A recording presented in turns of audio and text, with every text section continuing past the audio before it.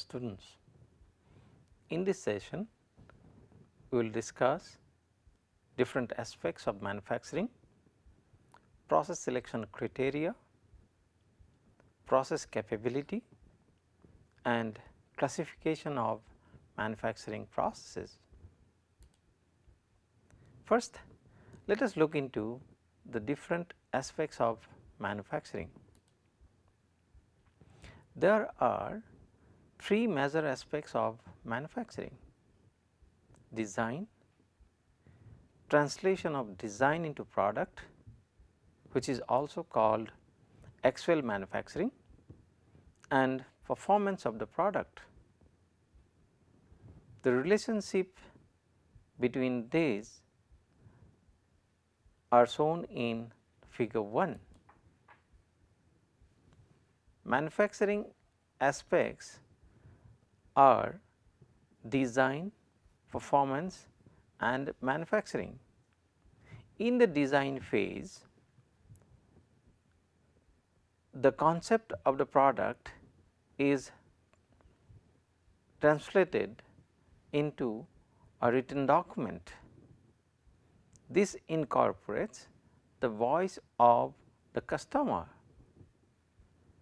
Then this design is converted into a product by means of various manufacturing techniques, which is called manufacturing. Here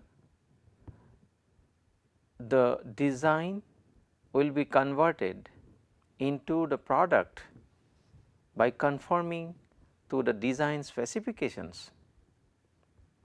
Then the resultant product will be moved to the market, where they will be put to use. Here at this stage, the performance of the product will be tested,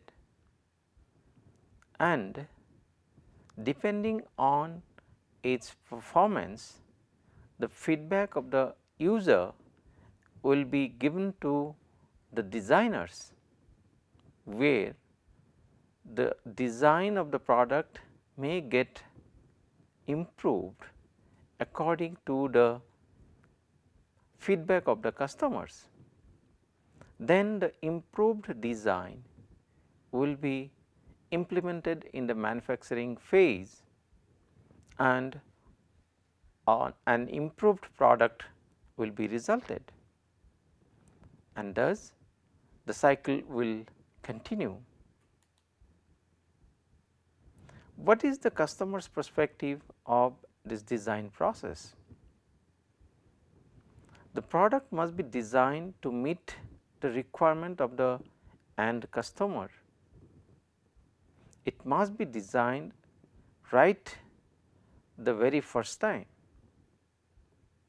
While designing, all aspects of the customer expectations must be incorporated into the product.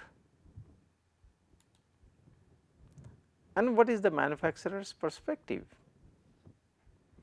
The product must be manufactured exactly as designed. The activities involved at this stage include defect prevention, defect finding and defect analysis and rectification if there is any. The difficulties encountered at the manufacturing stage must be conveyed to the designers for modifications in design. Two-way communication between design and manufacturing, which is also called concurrent approach, can help to improve the quality of the product to a great extent, as different issues such as practical difficulties, achievable tolerances and process capabilities will be addressed. Performance of the manufactured product the product must function as per the expectations of the end customer. The continuous communication between designer and customer is the key to have a high quality product. Next come to the manufacturing process selection. There are different criteria for selection of manufacturing process. The following points need to be considered before the actual product manufacturing. Number 1, material selection. This includes the considerations related to product requirements, environmental and recycling aspects, and cost. Number 2, selection of processing methods such as metal casting, metal forming, sheet metal working, powder metallurgy, machining, joining, finishing, etc. Selection of the process sequence, appropriate tooling and equipment constitutes the third step. This is an important phase from manufacturing point of view. The flow sequence is decided basically depending on the design requirements and the processing constraints. An engineering drawing is the fundamental element for deciding process and sequence. Right equipment and tool selection is vital in order to produce the product most economical and quality wise competitive. Number 9, production quantity required. It depends on whether it is one-off item, batch production or mass production item. Safety and environmental concerns is the next step. And number 11, overall cost criteria and feasibility. Now, let us move on to process capability. Process capability is defined as the ability of the process to produce output within specification limits. It is applied to processes which are under statistical control. It helps us to know how much natural variation exists when all other parameters are under control. There are number of process capability indices. Number 1, CP. It is defined as the ratio of differences between the upper specification limit and lower specification limit to the 6 sigma, where sigma stands for standard deviation. Assuming the processes are normally distributed, this index estimates the capability of production if the process mean were to be centered between the specification limits. Number 2, CP lower, which is defined as mu minus lower specification limit divided by 3 sigma, where mu stands for mean. This is used to estimate the process capability when the specification is of lower limits only, that is single value, for example, strength. Number 3, CP higher, which is defined as upper specification limit minus mu divided by 3 sigma.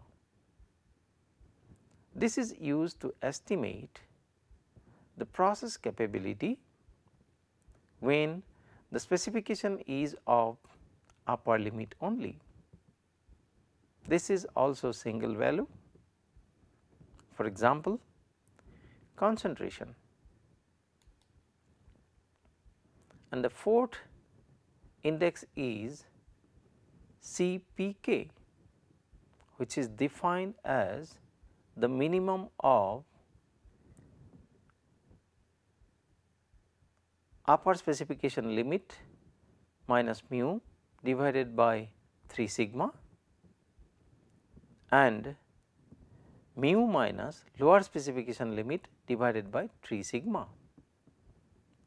Whichever is lower is accepted.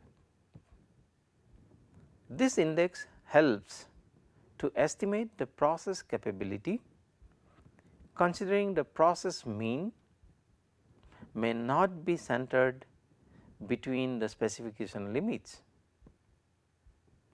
All the indices assume the process is normally distributed. Then what are accuracy and precision?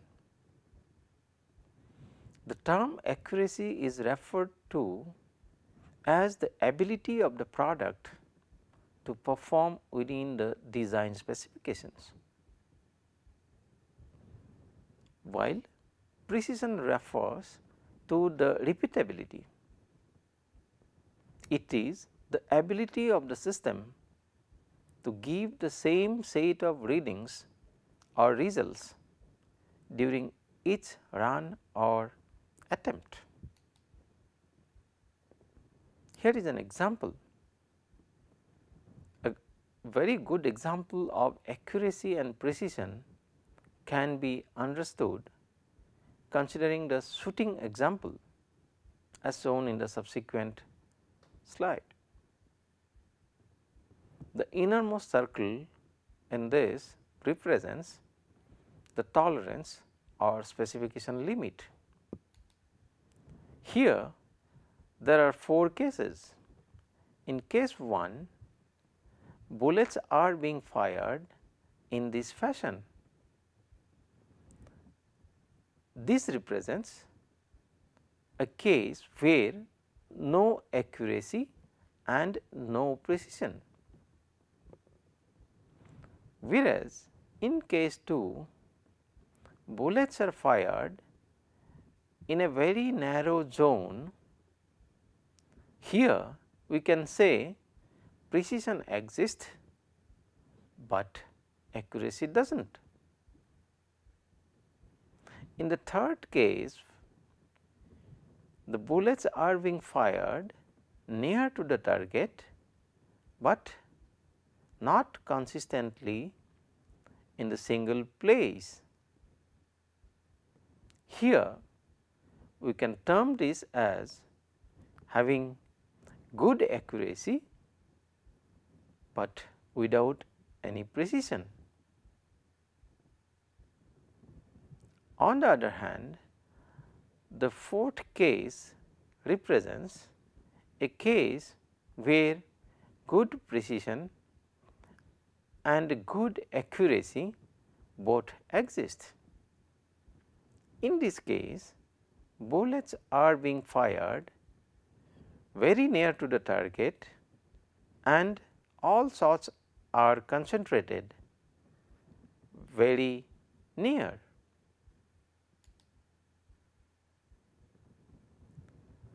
Then let us move on to product design.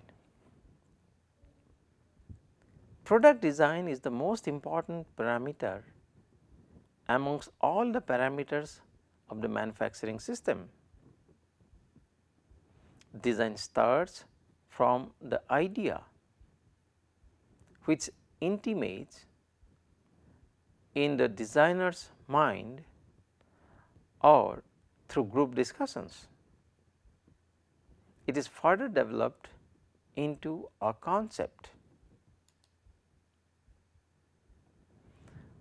Essential factors in product design are need. This need can be individual or social.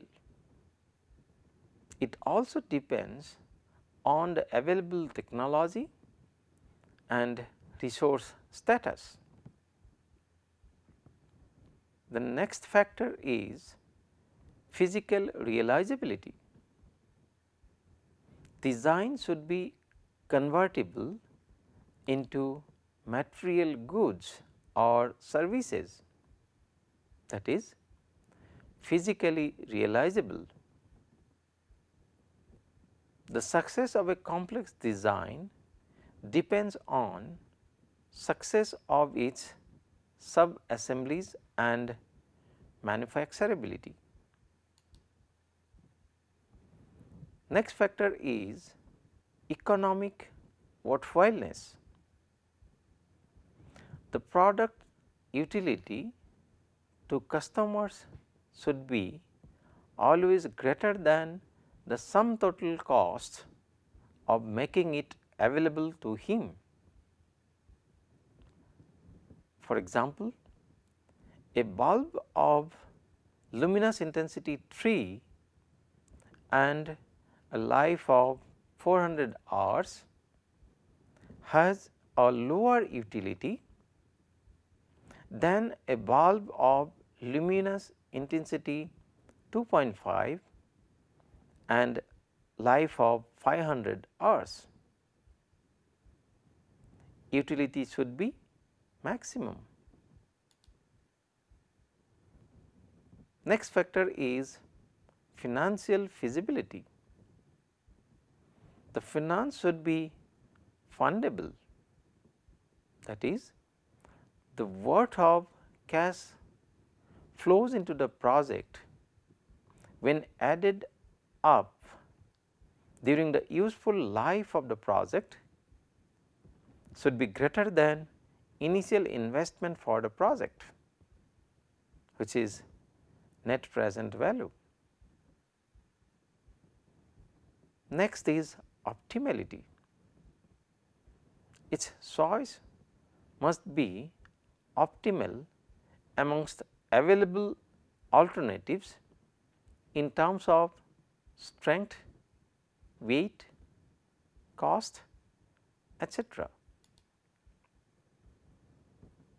Next comes design criteria.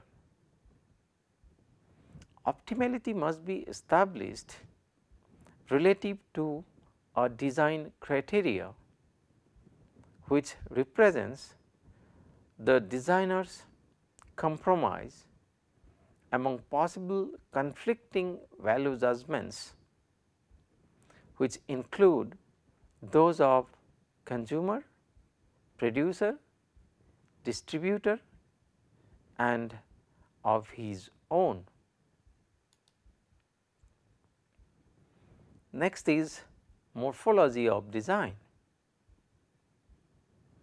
Design is the progression from abstract to concrete. The three phases of design as proposed by Asimov are feasibility study phase, then followed by preliminary design phase and finally the detailed design phase. What are the idea and concepts? The idea initiates from requirements of customers or in some case by the imagination of the designer to benefit the end user by some means. Developing the idea further requires transforming idea into a concept and further into a product. converging the idea into reality. The idea is a resemblance of such system or concepts existing in nature or some earlier developed man-made systems. Additional features and requirements as deemed necessary are fitted into it. These are further converged into the realistic designs and models through rigorous designing and simulations. Let us now see what is meant by a product. A product is a bundle of satisfaction to the customer.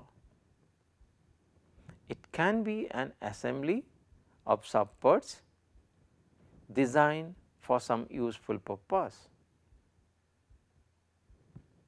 Some examples include a vehicle, a refrigerator, a television, a computer, a hydraulic power pack, a manifold assembly and a spectacle. Let us move on to quality control. As quality is imbibed at each stage in the product, if the product has not been designed right at the first stage, no subsequent operation or steps can further bring back the quality into the product. Strict controls and checks need to be established at each stage in the processing. Let us move on to classification of manufacturing processes. There are 6 basic or fundamental classifications of manufacturing processes. The first, metal casting or molding. There are 2 different approaches in this.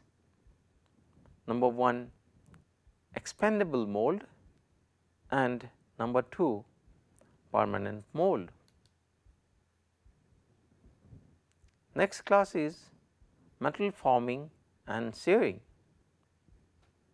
This includes a number of techniques called rolling, forging, extrusion, drawing, sheet forming and powder metallurgy. Next category is material removal, which are also called machining processes.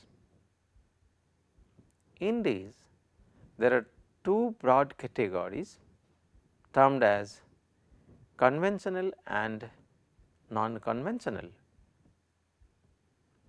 In the conventional category, the processes include turning, pouring, drilling, milling, planing, shaping, broaching, grinding, etc.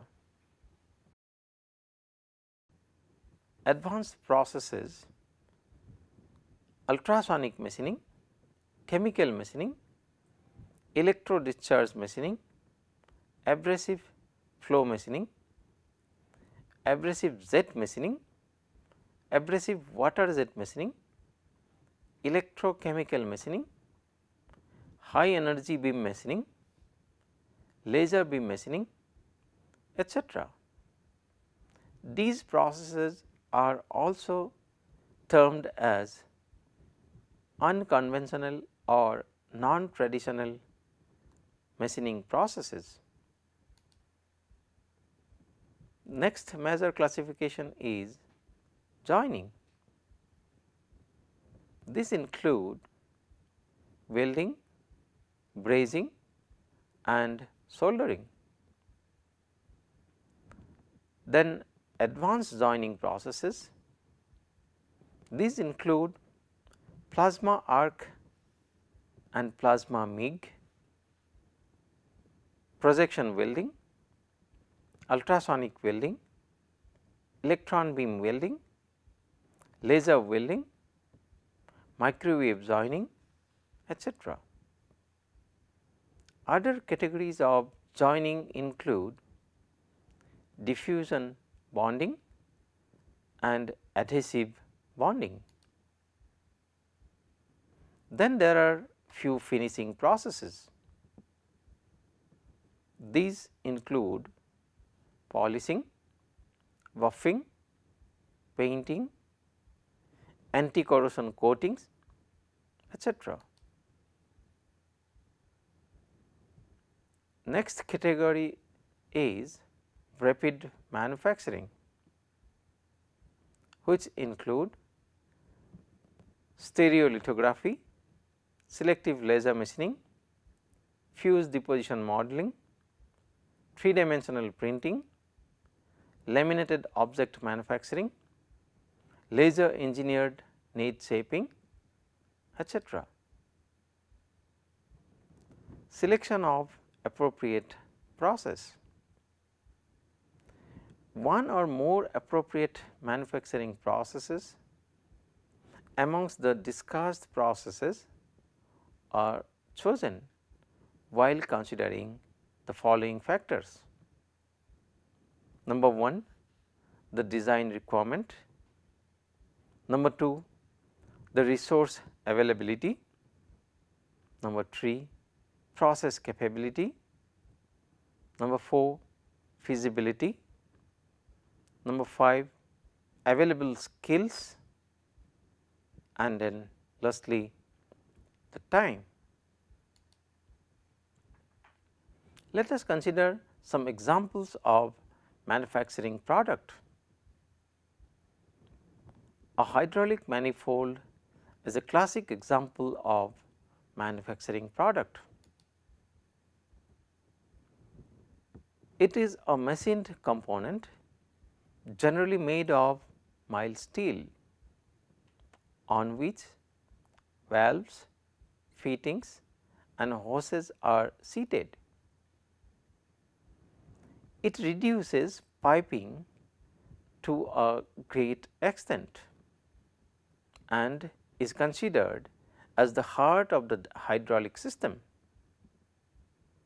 It resembles an integrated circuit of an electronic system. Machine requirements. The machines required for processing this component would be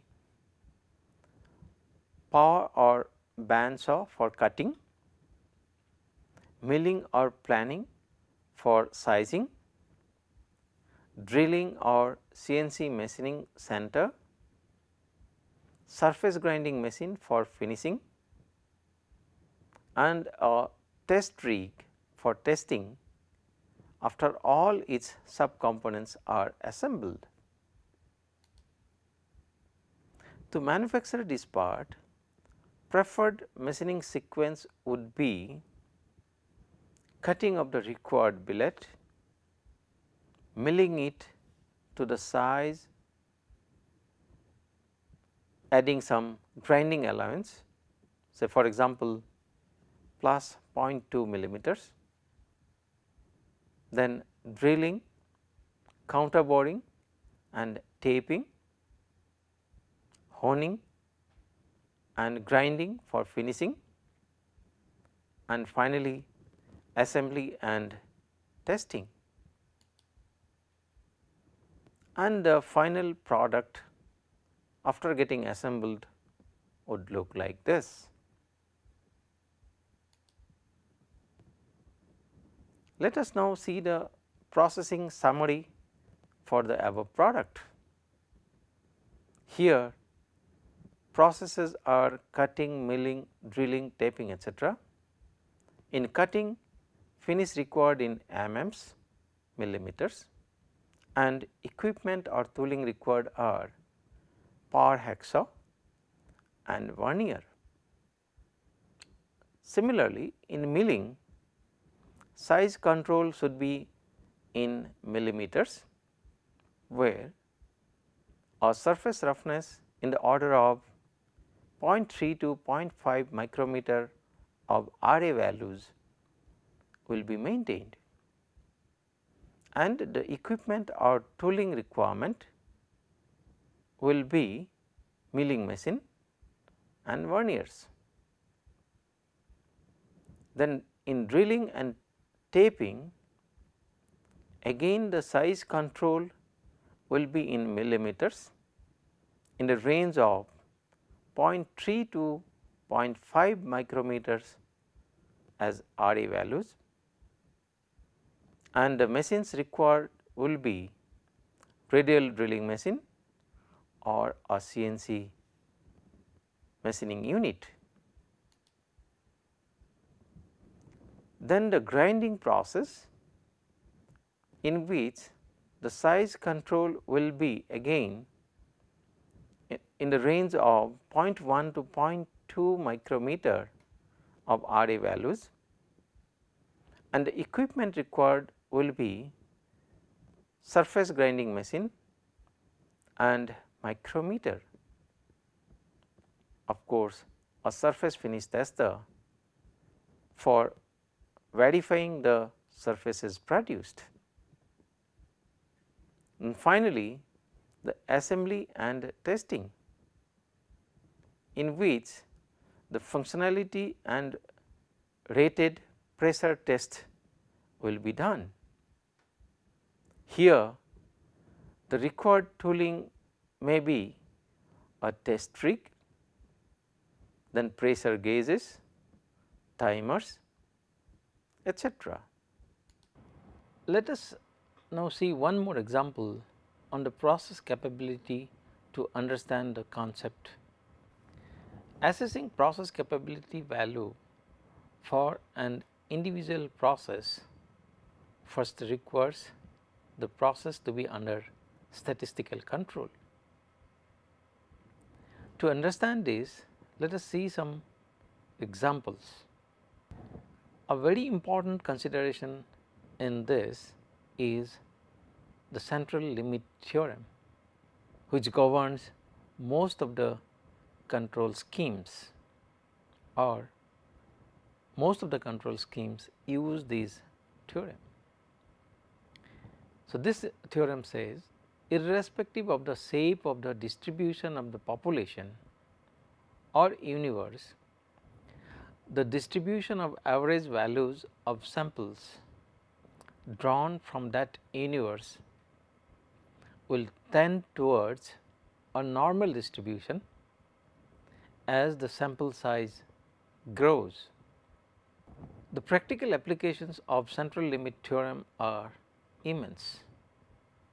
Further, all the process control tools or charts are based on this central limit theorem. Processes have controllable causes and spatial causes present in them. When we remove these, then the processes will be under statistical control. Parity analysis is a process of ranking opportunities to determine which of many potential opportunities should be pursued first. It states separating the vital few from the trivial many. Controllable causes include those which can be reduced and are produced due to known causes, such as human errors, machine settings, etc., etc. Uncontrollable causes are inherent variations that are beyond the control and are sometimes termed as natural variances, which exist in all processes. Once the controllable causes are removed, to a large extent the processes come under control, or a process is commonly termed as under statistical control. Then only the inherent causes remain. The following curves in the next slide demonstrate the same effects. So, these curves are on the screen. So, here, so this is, let us consider as size, and this is the time axis.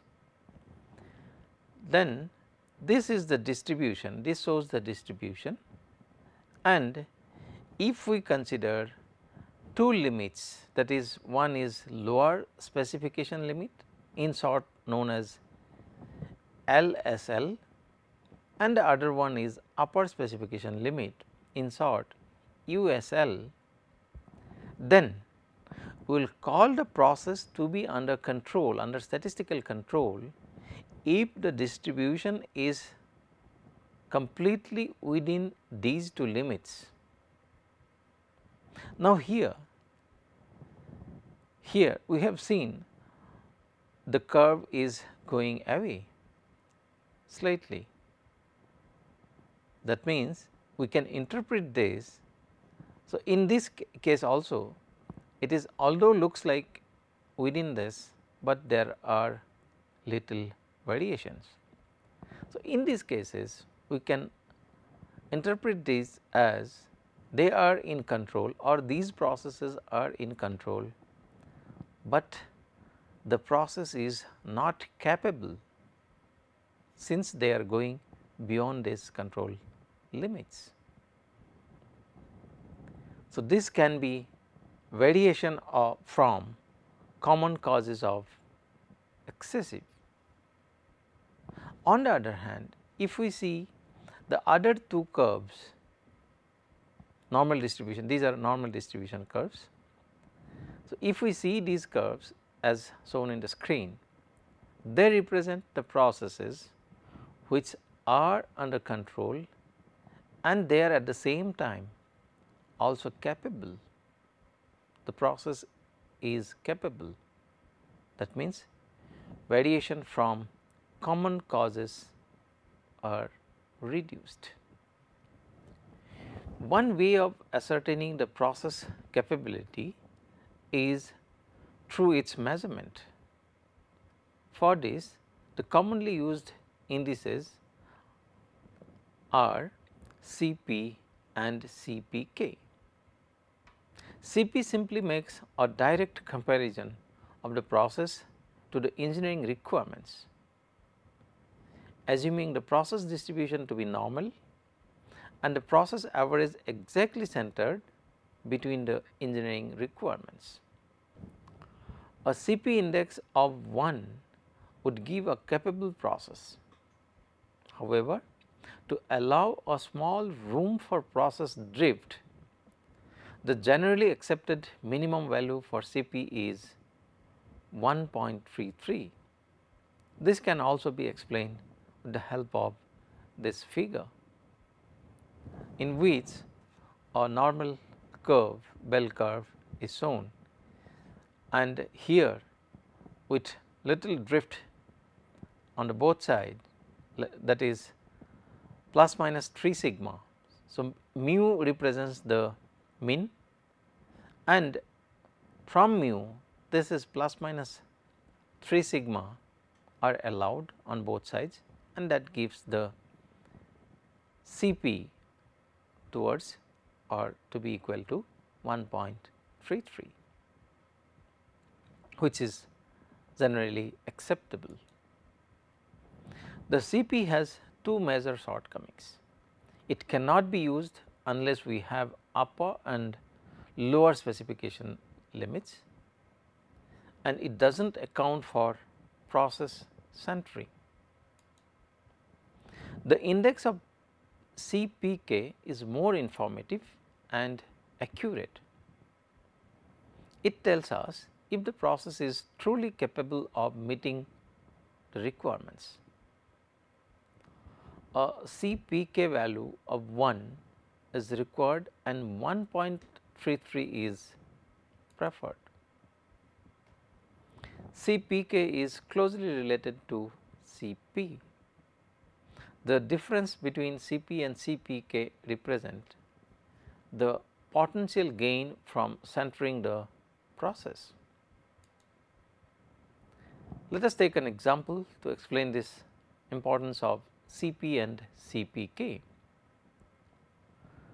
A particular process has a center value, let us consider to be 1, and the upper limit is plus 0.1 while the lower limit is minus 0.1, and the process mean is 1.02. From the trial experiments conducted, the sigma is obtained to be 0.03.